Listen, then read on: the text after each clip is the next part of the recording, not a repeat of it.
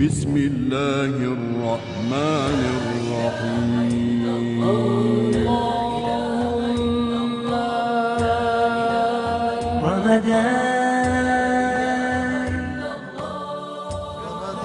بسم الله الرحمن الرحيم. Salam alaikum, Ramadan Mubarak.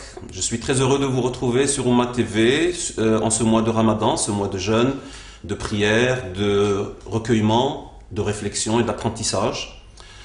Cette première chronique va vous présenter un grand débat, un grand dialogue qui a eu lieu il y a un peu plus de 1000 ans, environ 1000 ans, entre deux illustres savants musulmans, Ibn Sina, Abu al-Hassan Ibn Sina, Avicenne, et Abu Rayhan al-Biruni, qui ont eu des échanges de longues lettres sur des questions de science et de philosophie, sur des questions ayant trait à la nature, ayant trait à l'existence, ayant trait à la physique, à la cosmologie, etc.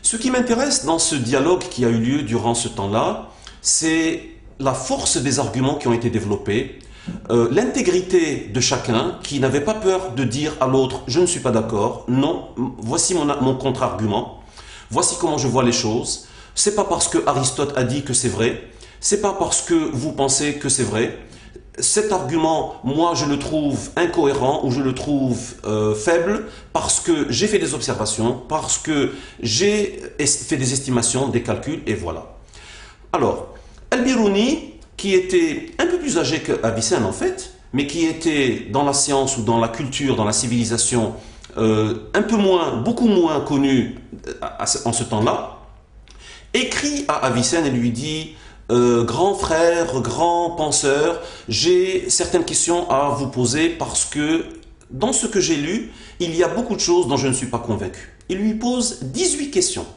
18 questions qui ont trait à la nature, au monde, au ciel, aux planètes, etc. Vous allez être surpris du type de questions qu'il lui a posées. Entre autres, de l'existence du vide, qui obnubilait tout le monde, parce qu'il ne pouvait pas concevoir de l'existence du vide.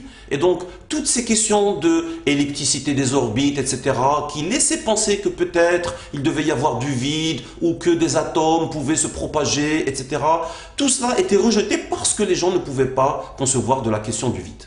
D'autres questions, par exemple, l'eau. L'eau, vous allez penser, c'est quelque chose de simple, et qui n'a pas lieu de donner à de grands arguments, de grandes discussions. Au contraire, nous savons aujourd'hui que l'eau est absolument fondamentale dans le développement de la vie, dans l'existence, dans le développement des modèles physiques, chimiques, biologiques, etc. Entre autres, par exemple, Al-Biruni pose à Avicenne les questions suivantes. Il lui dit 1.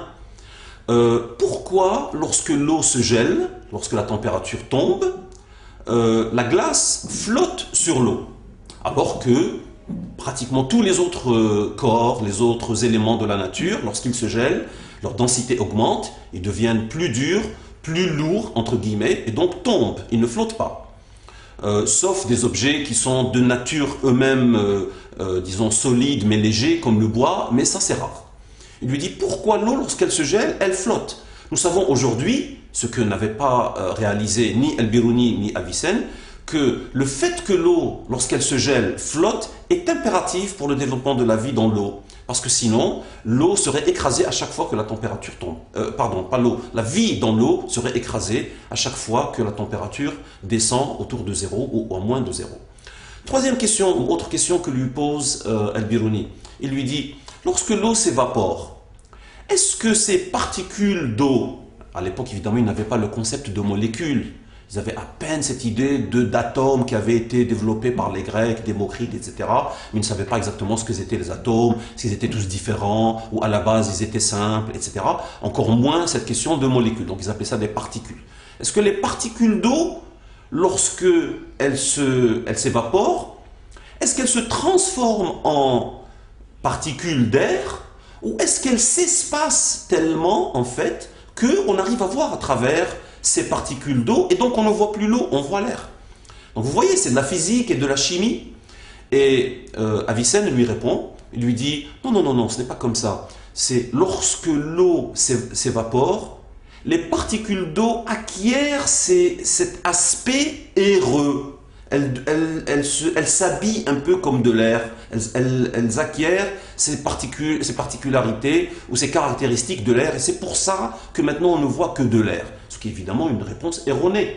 C'était Al-Biruni qui avait raison, qui pensait qu'il devait y avoir de l'espacement lorsqu'il y a évaporation, etc. Autre question que lui pose Al-Biruni. Il lui dit, pourquoi Aristote refuse l'existence d'autres mondes ailleurs dans le ciel?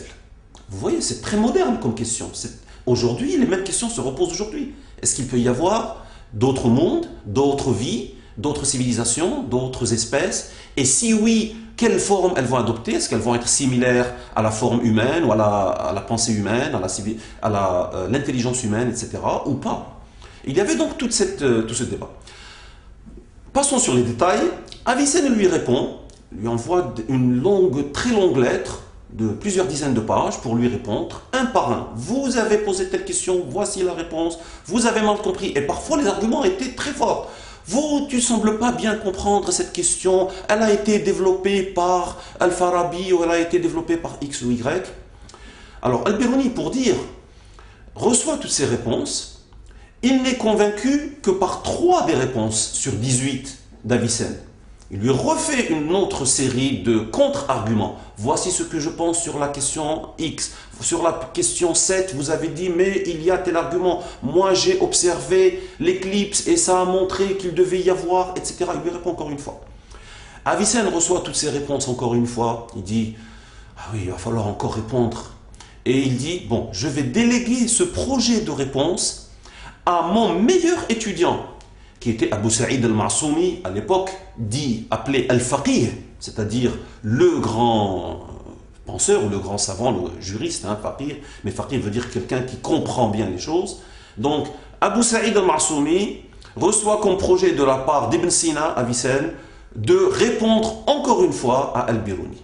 Et il lui fait plus tard encore une longue réponse. Voici ce que mon maître m'a instruit de vous dire, etc., etc.